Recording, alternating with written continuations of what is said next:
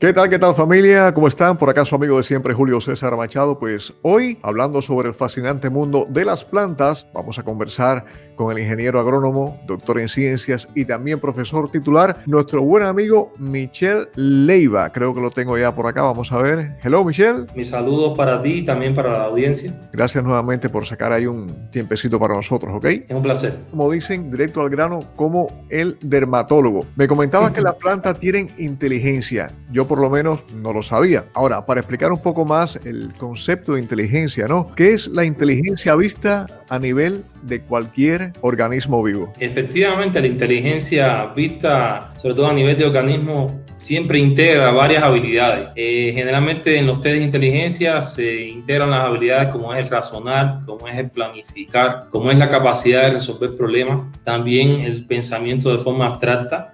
También, por ejemplo, en algunos experimentos que se hacen con animales, sobre todo, es comprender algunas ideas complejas, como en el caso, por ejemplo, con los cuervos y otros tipos de animales, que se hacen set de entrenamiento y después se comprueba. También un indicio asociado con la inteligencia en el caso de precisamente de los organismos es, por ejemplo, con qué rapidez aprenden una habilidad.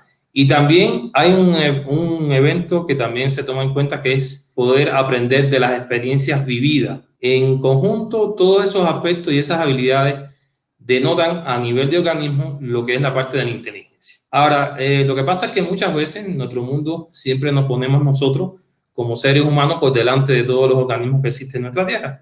Y en ese caso, generalmente el concepto de inteligencia solamente va a, por ejemplo, algunas estabilidades, pero también se asocia sobre todo con la parte del desarrollo cerebral. Entonces, pero eso es un pensamiento un poco antropogénico, es decir, tomando al ser humano, en este caso al Homo sapiens, como el centro de los organismos, pero las plantas también son inteligentes. ¿Por qué siempre que hablamos de inteligencia tomamos como referencia los animales y también al hombre? Casi nunca las plantas, ¿no? Yo por lo menos no sabía eso. Efectivamente, incluso desde el punto de vista científico, existe un hecho que ya es comprobado y ya se constituye como una especie de hipótesis en el cual se ha demostrado que existe en nosotros los seres humanos un cierto sesgo hacia considerar los animales como entes afines a nosotros, ¿no? Incluso existe un término acuñado por unos investigadores, en este caso por James Waldersee, de la Universidad de Luisiana en el estado de esta universidad, y también Elizabeth de la Academia de Ciencias Naturales en Estados Unidos, donde en el año 1999 a 2001 aproximadamente fue algo muy discutido en el ámbito científico, un concepto conocido como la llamada ceguera vegetal. Y para esto, muchos de estos autores hicieron un trabajo sumamente interesante, trabajando incluso con niños, le ponían algunos pictogramas de contextos naturales, y un gran porcentaje de los niños y de las niñas que fueron entrevistados solamente veían en aquellos pictogramas naturales, veían animales, y muy raros niños y niñas veían a las plantas como especies vivas. A eso se le conoce como ceguera vegetal, que eso quizás pueda ser un tema que podamos ahondar en un futuro. Entonces, precisamente es lo que tú decías, nosotros quizás como seres humanos naturalmente tenemos ese sesgo hacia los animales y no hacia las plantas. Sin embargo, es contradictorio y es paradójico, porque en las plantas están ubicadas en la base de los ecosistemas terrestres. Si no existieran las plantas, no existirían ninguna otra forma de vida, porque son los organismos productores primarios de los alimentos. Entonces, es cierto, en los seres humanos tenemos esa incapacidad para notar, para distinguir las plantas en los ambientes y en nuestros entornos naturales. Incluso algunos piensan en que también puede ser debido a que no representan ningún peligro para nosotros pensando como especies, que también coexistimos en ese entorno. Bueno, vamos a hacer una pequeña pausa antes de continuar con el video para recordarle a los amigos que se suscriban al canal y, muy importante, activen la campanita de notificaciones. Y vengo por acá con otra pregunta. Para ti, ¿cuáles son los mayores problemas que tienen que resolver las plantas en sus ecosistemas naturales? Bueno, precisamente yo pienso que uno de los principales habilidades que tienen las plantas en torno al concepto de inteligencia, la una es que son capaces de resolver problemas que continuamente los entornos naturales le están poniendo a las plantas. Y la otra es que también son capaces de recordar escenarios vividos. En este caso, debo decirte que, por ejemplo, nosotros los seres humanos, en nuestro entorno, nosotros si acaso podemos percibir, por ejemplo, la temperatura, ya sea frío o ya sea calor, y algún que otro parámetro. Pero ¿sabes tú cuántos parámetros puede censar en momento y en tiempo real una planta, por ejemplo, en el suelo? No sé, 8 días. En el suelo pueden censar más de 15 parámetros. Entre esos pueden censar, por ejemplo, las concentraciones de nitrógeno que están disponibles, las concentraciones de fosfato y de fósforo, también de potasio y de una serie de macro y microelementos en el suelo. Pueden censar, por ejemplo, la acidez o la alcalinidad en el medio. Pueden incluso percibir gradientes de humedad o de sequedad. Pueden percibir el ataque de algún herbívoro. Pueden también percibir la presencia de microorganismos benéficos y establecer relación. En realidad se conocen unos 20 parámetros que las plantas pueden estar en tiempo real monitoreando. Y por supuesto, si eso lo comparamos con algunos organismos, como es el ser humano, nosotros no somos capaces ni de poder censar en tiempo real en nuestros entornos ni un 5% de esa información. ¿Cómo pueden, ya que estamos hablando de esta actividad que tienen las plantas, cómo pueden censar las raíces de las plantas esos estímulos? ¿Cómo lo hacen? Bueno, en el caso desde el punto de vista morfológico, se piensa que la parte más sensible que pueden tener las plantas se ubica precisamente en un profundo sistema radical que, como está de la línea del suelo hacia abajo, muchas veces pasa desapercibido a nuestra vista. Ya ni tan siquiera nosotros somos capaces de ver en un paisaje las plantas y destacarlas. Imagínate qué pasará con el sistema radical que está por debajo del suelo. Y déjame decirte que en el caso de las plantas, el sistema radical puede acumular la misma cantidad de biomasa que tú puedes observar de la línea del suelo hacia arriba. Es decir, la misma cantidad de biomasa que existe en una planta hacia arriba puede estar oculta precisamente de la línea del suelo hacia abajo. Desde el punto de vista morfológico, las raíces de las plantas en sus extremos, en una zona conocida como la zona de transición que queda por detrás de la parte del ápice meristemático y de la cofia, en esa pequeña zona que es aproximadamente de 0.2 milímetros de longitud, bien pequeñita. Ahí se han descubierto que existe la presencia de una serie de sensores que tienen esa parte de la raíz que pueden monitorear no solamente parámetros físico-químicos, sino que desde el punto de vista morfofisiológico tienen esas células la capacidad de tener eventos que pueden cambiar de sentido de movimiento. Incluso en el caso de las raíces, existen algunas plantas que cuando se toman a tiro de cámara tratan de hacer la simulación como si fuera un gusano.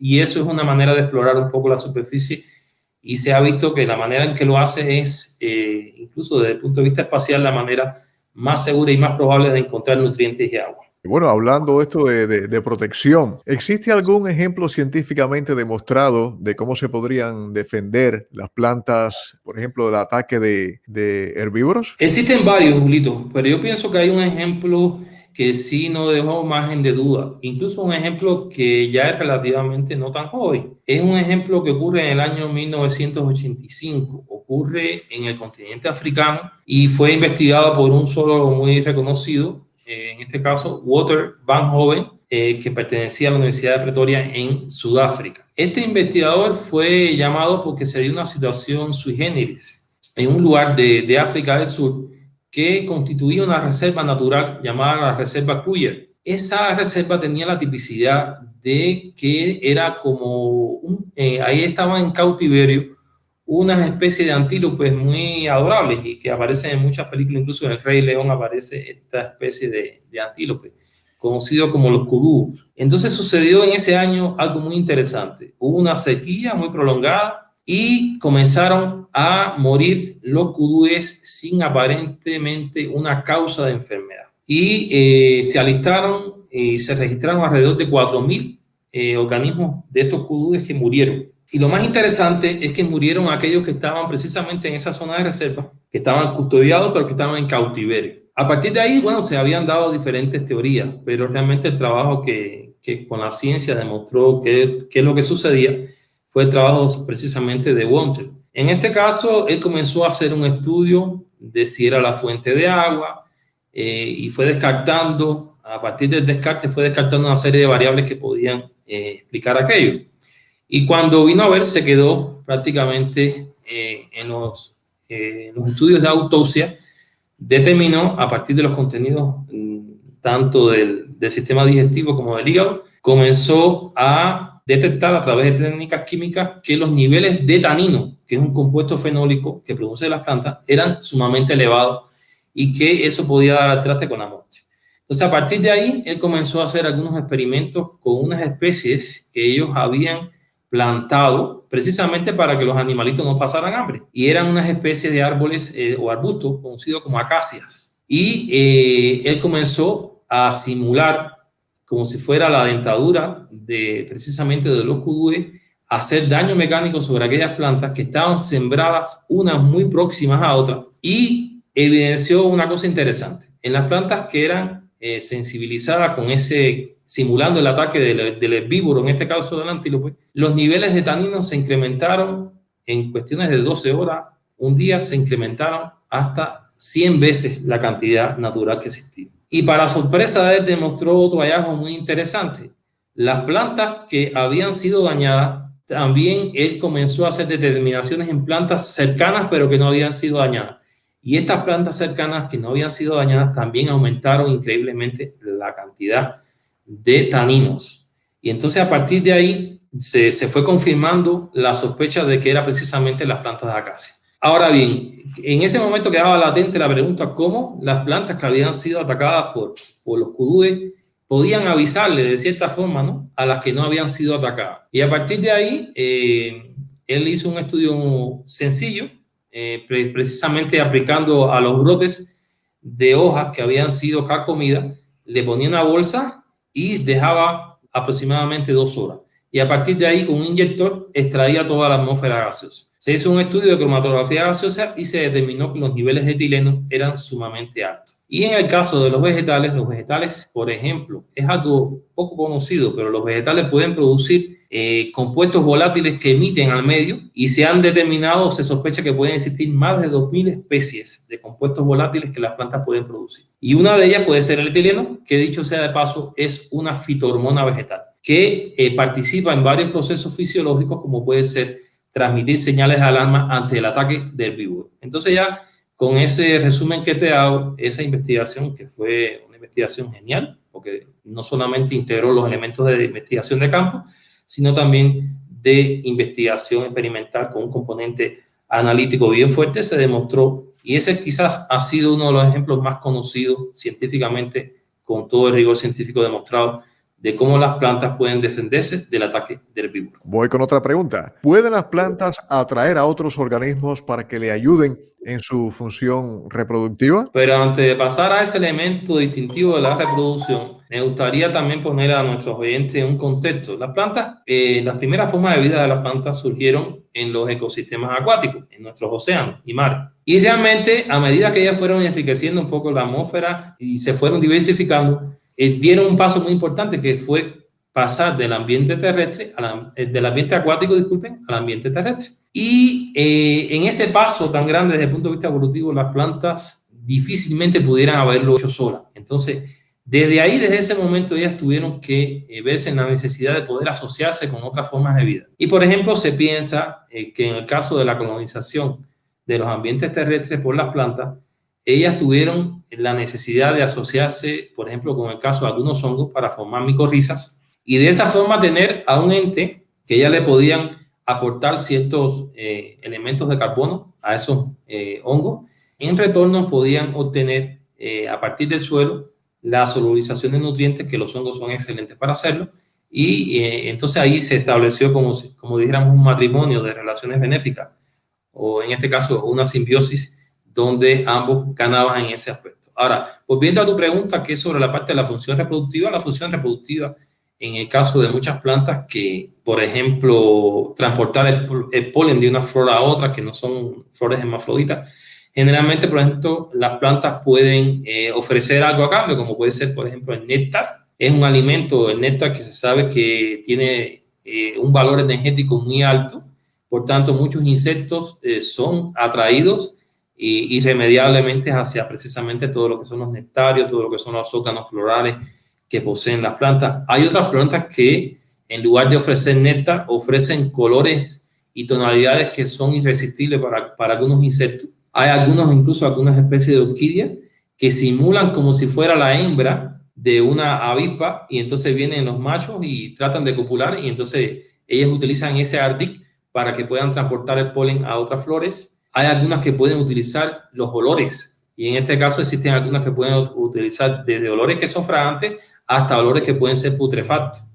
Y también hay muchos insectos que son atraídos en ambos sentidos. De este modo podemos decir que las plantas, por ejemplo, para el caso de asociarse con otros organismos que les puedan servir para transportar su polen, ellas tienen una carta al cliente, como podríamos decir, tienen muchas variantes y ahí eso depende del tipo de cliente que visite, en este caso los órganos florales de la planta, que en este caso son conocidos todos los organismos como agentes polinizadores. Algunas plantas, desde el punto de vista fisiológico, sobre todo en climas muy fríos, se ha visto y se ha demostrado con la ciencia que pueden aumentar la temperatura de las piezas florales, sobre todo de las anteras. ¿Y eso qué hace? Que el insecto es atraído por el calorcito que hay precisamente en esa flor, y es un atractivo que también pueden utilizar. Por ejemplo, en el caso de las abejas que viven en algunos climas fríos, existen algunas especies de plantas que pueden tener ese mecanismo de incrementar la temperatura en algunas piezas florales para ser atractivo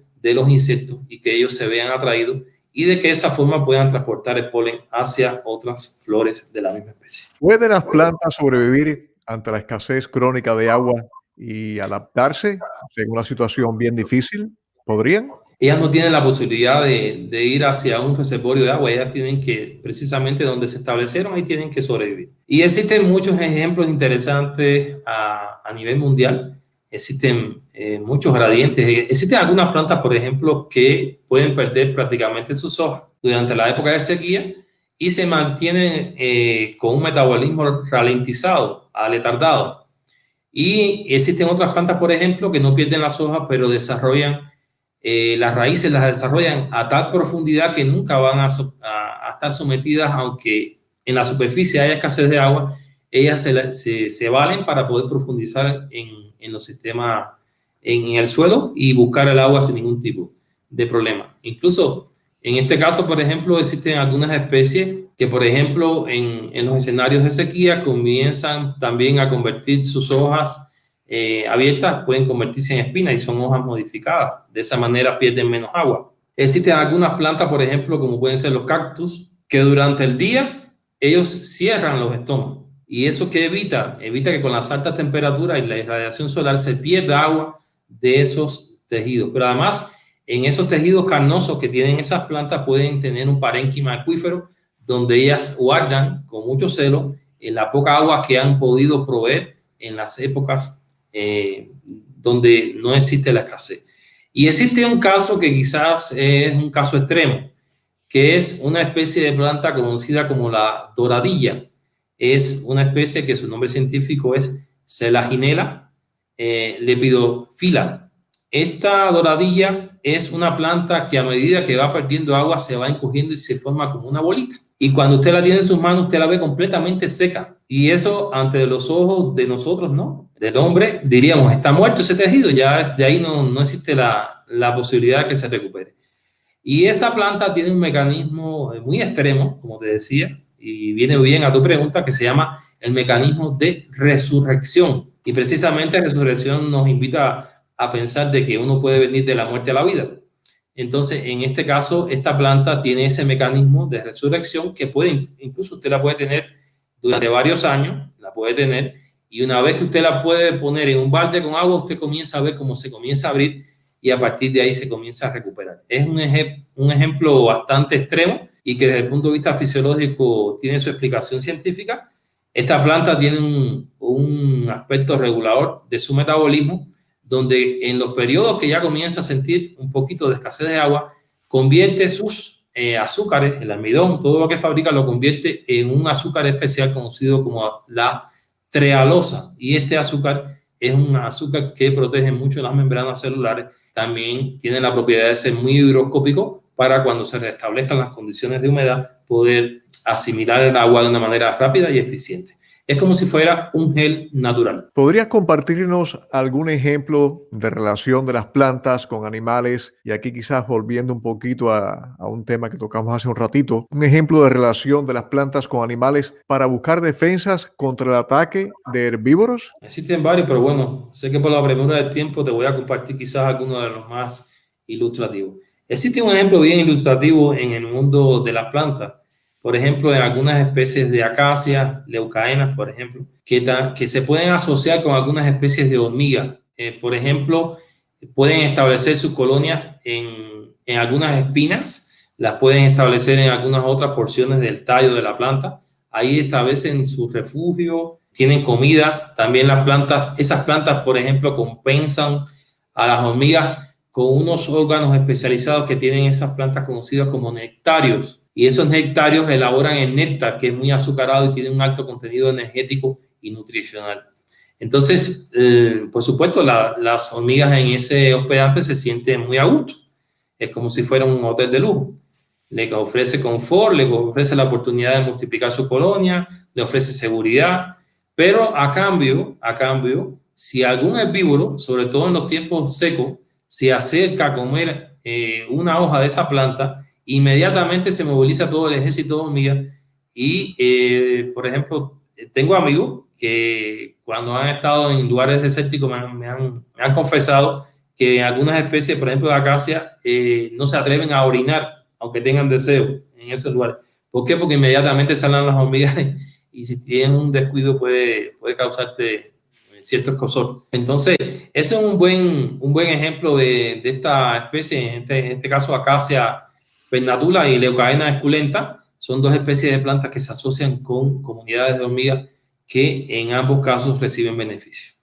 La planta protegiendo a las hormigas y también brindándole néctar, y las hormigas protegiendo a la planta del ataque del herbívoro. Algo que tampoco sabía es que las plantas pueden tener estrés. Y aquí viene la pregunta. ¿Puede una planta en estado de estrés comunicarse con sus vecinas para alertarlas? La respuesta es sí, decididamente, ya eso es una realidad científica y es una ciencia constituida. El ejemplo mismo de los cudúes es un ejemplo de cómo una planta que fue sometida al ataque de un herbívoro, en este caso una población de animales herbívoros, ella comenzó a detectar que ya los niveles de alimentación de esos animales estaban comprometiendo ya la vida de ella. Entonces, a partir de ahí, esas plantas cambian su repertorio metabólico y comienzan a sintetizar compuestos fenólicos.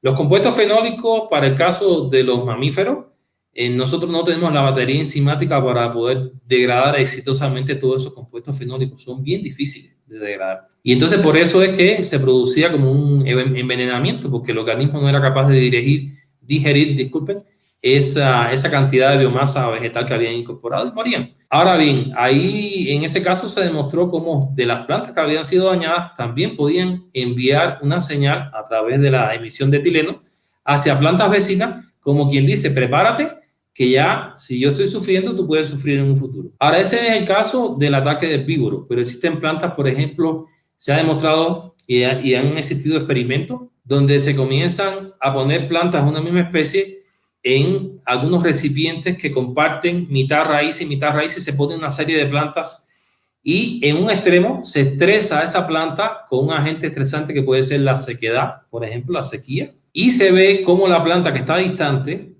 se comunica y se ajusta a las mismas condiciones. Entonces, esos son experimentos que demuestran que ellas a través de las raíces pueden emitir compuestos que pueden ser difusibles, incluso volátiles, que también permiten poner en aviso a las vecinas que aún no están sometidas a ese agente estresante. En el caso, por ejemplo, de las plantas, se conoce también plantas que pueden ser atacadas por algunos agentes fitopatógenos, sobre todo en el caso, por ejemplo, de hongos fitopatógenos del suelo. Y en el caso de esas plantas, se ve cómo ellas son capaces de producir, por ejemplo, contrapatógenos que producen necrosis en los tejidos de las plantas.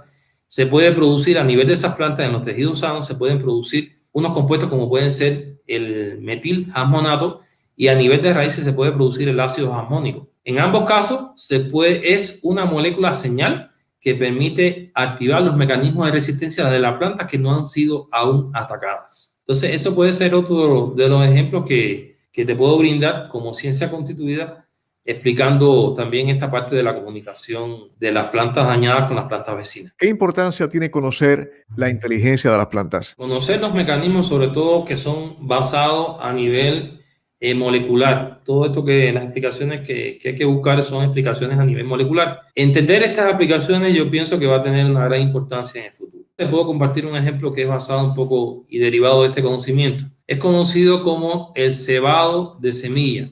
Y esto consiste en tomar las semillas antes de sembrar y estas generalmente se colocan en baldes con agua, pueden estar acompañadas de algunos microorganismos, se pueden acompañar incluso de algunos tipos de sales también en algunos casos. Y esto permite, por ejemplo, que las semillas entren en un estado de germinación incipiente, pero que no logren completarlo en ese momento, ¿de acuerdo? Ahora bien, si ahí tú pones en esa semilla, en ese estado incipiente, la pones con un derivado de un microorganismo, entonces la planta la va enseñando a que reconozca otras formas de vida que no son las células vegetales. Entonces, a partir de ella, si en un futuro ella se relaciona, ella es capaz de recordar y de ajustarse a esas condiciones.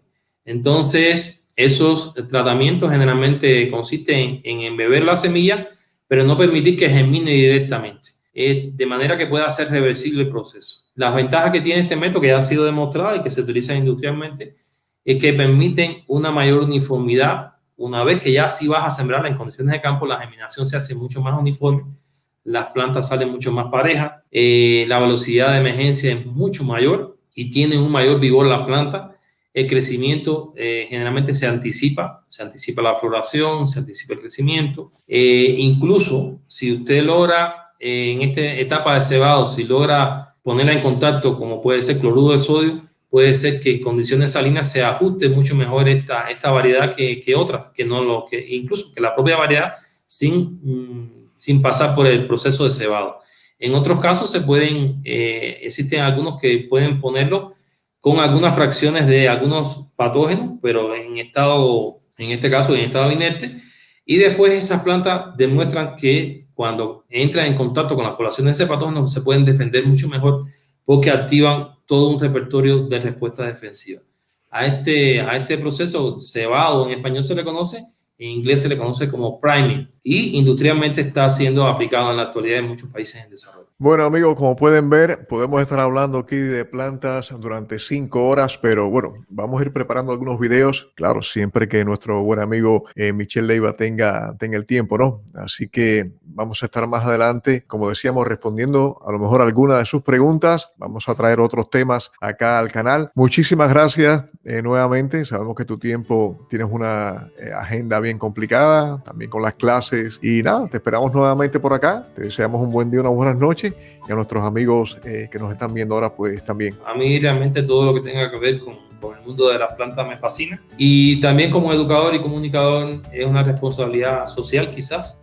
También poder humildemente comunicar mi poco conocimiento a aquella audiencia que esté interesada en conocer un poco más sobre las plantas. Recordemos que las plantas son el sustento de la vida en nuestro planeta y tenemos que quizás a partir de ahora que ya conocemos que sí son organismos que manifiestan su inteligencia quizás no de la forma y los estándares acostumbrados, pero que también tienen sus sorpresas para nosotros los seres humanos y que muchas veces no las entendemos, sería un espacio interesante para también poder educar incluso a aquellos amantes de la planta, a los niños, a los jóvenes o a aquella persona que esté interesada en conocer un poco más de la planta. Definitivamente. Bueno, amigos, chao, nos vemos pronto. Gracias, Michel. Bueno, muy buenas noches.